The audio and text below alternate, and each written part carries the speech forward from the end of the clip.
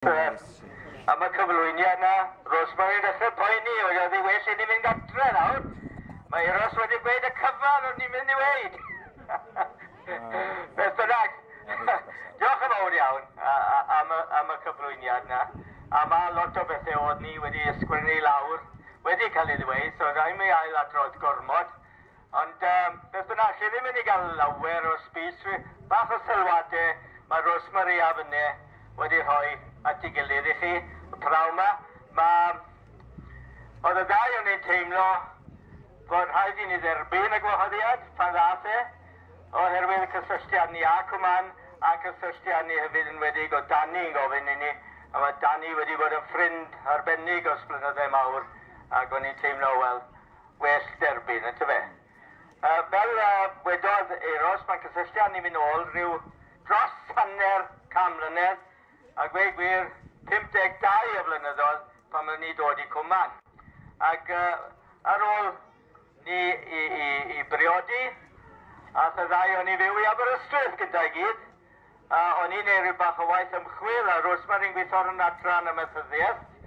Ond mynd ôl, nelon ni ar ôl rhyw 7-8 mis, oherwydd o'n i ddim yn hoffi iawn, edrych lawr microscope trwy dydd. Oedd hwnna ddim yn rhywbeth o'n i am wneud am weddill y mywyd. So, es i'n ôl i ffarmio adre, cyn dod wedyn a cael swydd yn Llambed gyda yr Agricultural Advisory Service fel oedd e'n cael ei alw. A lle ni bod wedi cael y danfon i lle gwell. Oherwydd, oedd Nigel ar y ffordd, y babi cynta, o'n eisiau wylio tŷ yn Cwman yn ardal hyn, a ffodus iawn i gael catre yn number 14. Heol Ffair, lle mae mam Ann yn byw nawr. So, beth bynnag. Yn sydyn iawn, yn ffindio allan y gymdeithas arbennig sydd gyda chi man hyn yn Cwman. Roedd pwyllgor pentre wedi ffurfio, cyn bo fi'n dod agos i'r lle. Ac oedd brwdfrydedd mawr i wella cyfleusterau sydd yn y pentre yma. Ac y nod cyntaf, fel mae'r nawdd yma, pryd hynny'n gwybod, oedd cael y cornel chwarae yma i'r plant. I enjoyed playing my part on that committee in various roles, and when we opened the first playground in Hale Hythren, I remember feeling that we had achieved something very, very special. Roedd y cornel chwarae yn boblogaidd dros ben gan blant y pentre, a mi goio plant ni, Nigel a Wendy, yn gwario llawer o amser yno, hyd yn oed ar ôl i ni symud lawr i Ardwyn, lle mae Eddie a Jenny byw nawr. A gyda'r pwyllgor y weithgar iawn, trefnu carnifal bob blwyddyn, a'r gweithgar eraill, nawydd i gael cae chwarae i'r pentre yn dod yn fwy a fwy amlwg. Yn anffodus, gorfod ni symud fel wedodd Eros i fyny'r gogledd a byw yn Sir Fôn am gyfnod. Ond gallaf i sicrhau chi, ar ôl i ni fynd, o'n i'n cosi y gymdeithas yma sydd yn Cwman yn fawr iawn iawn. Yn wedig ar y dechrau. Lle ni wedi yn ôl mor rhwydd yna ar y dechrau. Now, fortunately, after 12 years, with various postings in Leeds and Ruthin and elsewhere, the opportunity came to come back to the area with being posted back to Trowscoy.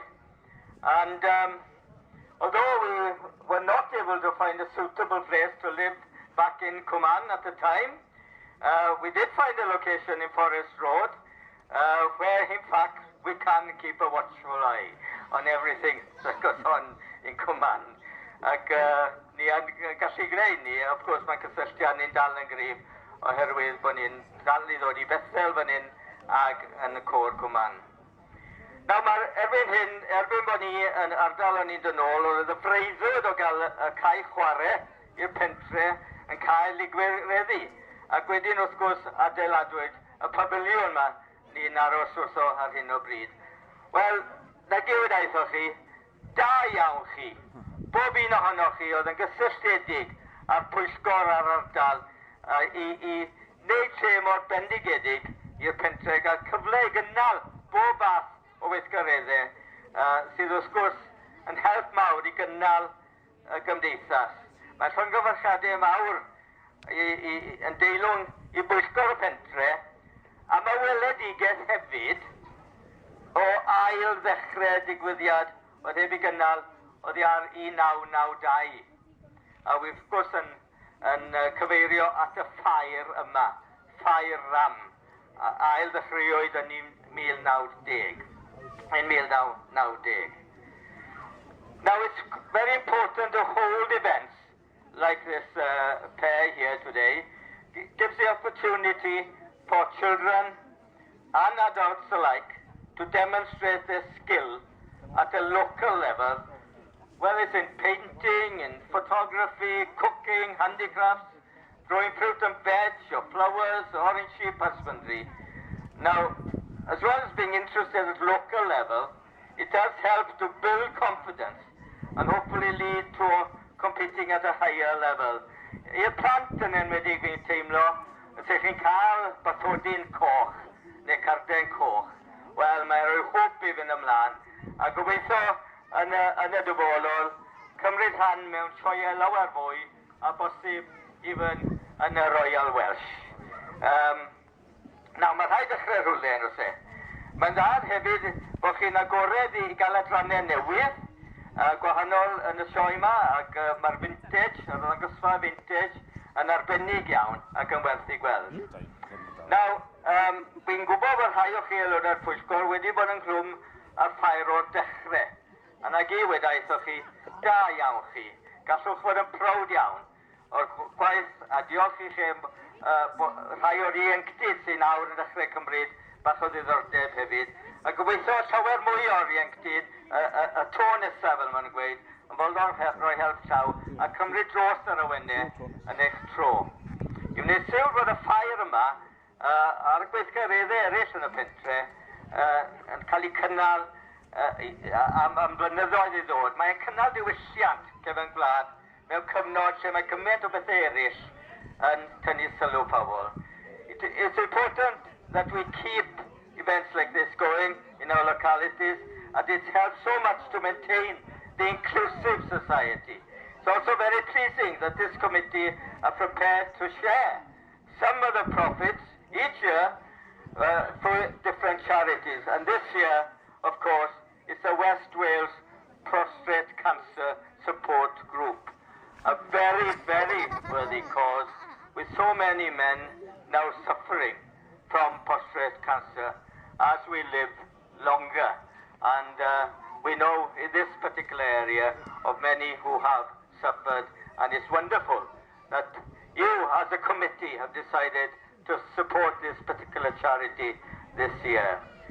Diolch i'n sefydliad y merched am brwyd blasus iawn. Diolch yn fawr dros Rosemary a fi am ni. A diolch, daliwch ati fel pwyllgor y pentre a pwyllgor y ffair am i'r dyfodol, a pob lwc i chi yn y gwaith arbennig chi yn gwneud. Diolch i chi am wrando.